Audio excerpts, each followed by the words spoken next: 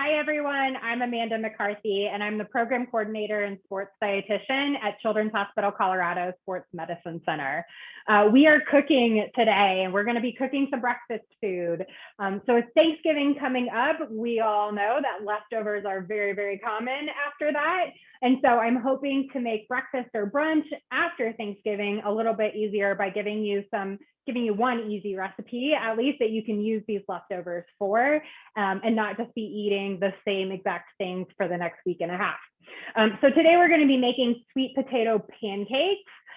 So how we are kind of picking these ingredients is we're going to pick our sweet potato dish that you had. So, sweet potatoes are really common at Thanksgiving. So if you have a sweet potato casserole, or maybe you just have baked sweet potatoes, or maybe you've got something like I do where you've got sweet potatoes that have marshmallows melted on top, that's going to be our main ingredient here. So what we're going to do, these sweet potatoes, again, are already cooked. They're already soft. I'm going to leave the skin on these sweet potatoes because I like the fiber that's in the skin, and it gives us a little bit extra nutrition density. If you have really a picky crowd that you're cooking for and they don't like certain textures, you can easily just peel off that skin. Sweet potatoes are great to just like pull off that skin. So we're going to start with our sweet potatoes. I'm going to remove the little ends because they tend to be a little crunchy, and we don't want that in our sweet potato. So I'm just pulling off the ends of the sweet potato. You can choose to leave the marshmallows on or off. For this recipe, I think I'm going to remove them, but it's just going to add a little bit of sweetness into the recipe. So we're going to go ahead and scrape that off of our sweet potato. And again, you can leave it on, and it might be a really nice way that you don't actually need much syrup. Or you could just add a little bit of peanut butter or something like that on top of the pancakes. And I just want to show you, because this potato is already doing it, like how easy it is just to peel that skin off if you do want to remove it. So we're going to take our potatoes. You're welcome to chop these up a little bit more if you'd like. I'm just going to tear them again because they are so soft. We're going to put these into a food processor. So I've got my food processor here. And again, just some big pieces going into the food processor. I'm a big cook with my hands, and I didn't say it this time because I'm hoping you already watched the Thanksgiving veggie stuffing recipe, but we always need to wash our hands before we get started on these recipes. So if you're mid-recipe and you have not done that, please go ahead and do that, because we cook with our hands, right? And one of the #1 causes of foodborne illness is not washing your hands at home before you're cooking your own home food. So we've got our sweet potato in our food processor here. We're also going to be adding eggs. So this recipe is for every sweet potato. So every one sweet potato that you have, we're going to add 2 eggs. So I've got 4 eggs here. We're going to go ahead and drizzle that into our food processor. And we're going to add some cinnamon. So I've got a little dish of cinnamon here. Just sprinkle that in. I am a big fan of cinnamon. I think it's one of the best spices that we have. So I put a lot in, but you can adjust it just based on your own flavor preferences. And then a little bit of salt as well. This helps to bring out the sweetness. It adds a little bit of a salty flavor. So it just adds some more depth to the recipe. So I'm just adding a little bit of salt. All right, and we're gonna go ahead and turn on the food processor. So I'm gonna pause talking for a second while this blends for us. I'm just going to turn it on high. I don't have the top piece in this food processor, so you can put your hand, you can put a towel on top, any of that will work.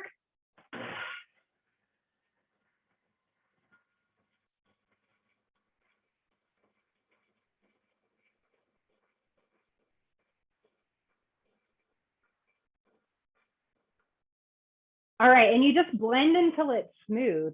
If you want more of what we call a rustic type of pancake, you can leave it where, maybe a few pieces, there's still a few chunky pieces in there. It's just going to add a little bit more texture to your pancake. Again, if you have very picky texture eaters at home, then what you would want to do is just let it blend together for a little bit longer. So it's a really nice, smooth consistency. So, I only did it for about 30 seconds. So I just want to show you that's our consistency that we have here. So it is, it's like a thick pancake batter right now. But as I shake it around, I can see there's a little bit of chunkiness in there. So again, you want to make sure that you're adapting it based on what your crowd is looking for. But this is a really easy starting point. So, kids of really all ages can take this stuff and put it in the food processor, put the lid on, turn it on for a little bit and just let that get smooth. And then we're going to be moving to more of our like heat-based cooking strategies here. So I've got my skillet. I already have it pre-warmed, but you want to let it get warm. I turn it on to medium heat. Let it get warm before we're actually adding in the oil and then the pancake mix.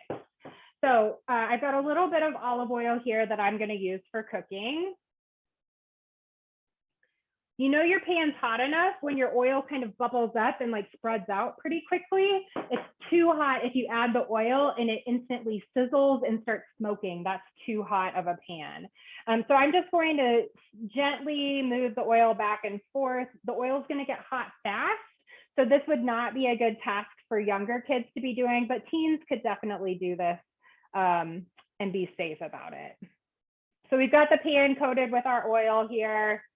And we're going to go ahead and add in some of our batter. So it calls for about a 1/4 cup of batter per pancake. So you're just going to add it in like you would any pancake batter. If you want to do really big pancakes, you can. They are harder to flip. So I like to do 3 small little pancakes because they tend to cook a little bit faster, which I'm all about efficiency when I'm cooking.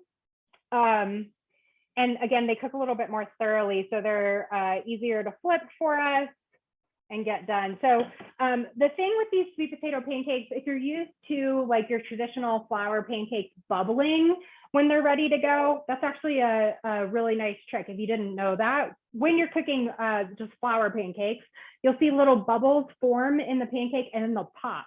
Once they pop, that means that that pancake's ready to be flipped. So you can use that as a way to not burn your pancake.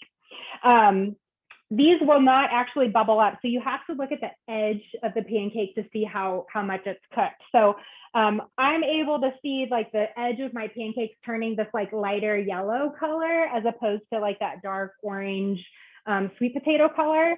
But it's going to need to cook for about 2 to 3 minutes on each side, just depending on how hot your stove is on. And you see me over here adjusting the temperature. That's because number one, I let it sit on the burner for too long. It was too hot when I started, so I was trying to cool it down a little bit. So I turned it down and now I'm just trying to get it back to that medium heat to continue cooking. And I like to kind of move the oil around a little bit in the pan as well, just to help it cook evenly. Stick your spatula in there. You can feel that it's getting a little bit more firm, and then we're going to flip those over. And cooking is always trial and error. So I just messed up that one pancake because it was not ready to be flipped yet. But hey, I learned, and I'm going to let the next one sit for a little bit longer before I get so excited to eat these guys. So we're going to let that continue cooking. But what I love about these, again, they smell delicious. You can smell the cinnamon, and again, delicious flavor for either Thanksgiving or for other holidays throughout the year. These sweet potatoes, particularly, what I like so much about them is that dark orange color indicates that it's high in a phytochemical called beta carotene. And so we're getting a lot of that whenever we eat these, which is really good for our eyes. It's great for our skin. Potatoes are also really high in vitamin C and potassium. And that's any type of potato. So I am not biased to sweet potatoes. White potatoes are great. Red potatoes are great. I think white potatoes get a really bad rap because we tend to cut them up and deep fry them, which makes their nutrition not quite as good as something that's like baked or like pan fried like this. But the sweet potato does have a little bit more of that phytochemical, that beta carotene that's going to help us with other health benefits. So I'm seeing this one, oh yeah, that's a lot more firm. So we're gonna go ahead and flip the second one over. So I've got 2 good examples for you at least.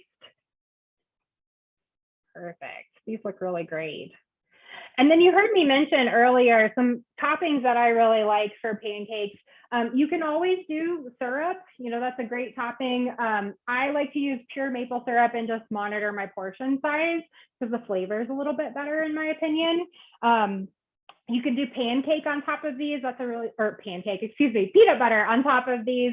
You could also do something like fruit, like thawed fruit, fresh fruit.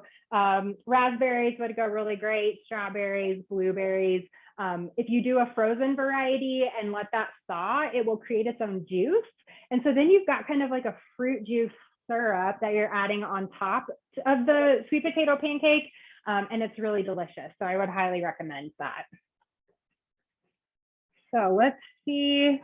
All right, this is looking really good. So we've got one that's finished here. I'm going to put this on our cutting board and just give you a demonstration.